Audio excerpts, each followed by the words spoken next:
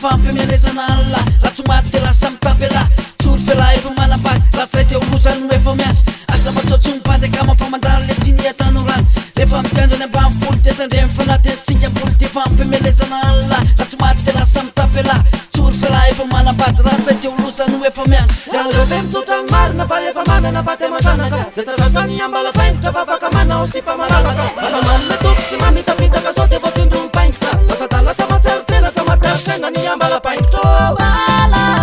Ambala paingotra ny mafoany io ambala paingotra ny masoazy io Nanitazitaka zanakolo nanao tsinitsiny nabanipolo Namitapitaka tompy paty tena ndengava vetsava manambady Ambala paingotra ny mafoany io ambala paingotra ny masoazy io Nanitazitaka zanakolo nanao tsinitsiny nabanipolo Namitapitaka tompy paty tena ndengava vetsava manambady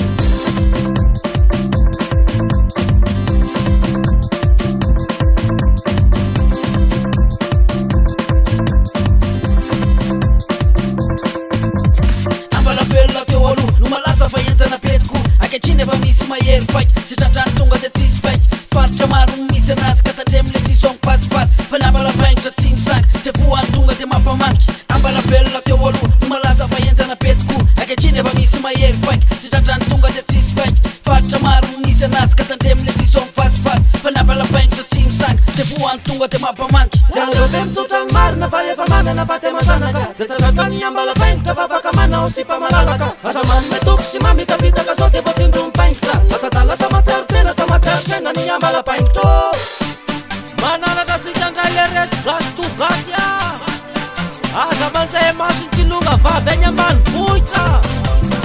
Ny hainonina ny raha zahay la So tratrany ambala paingotra agny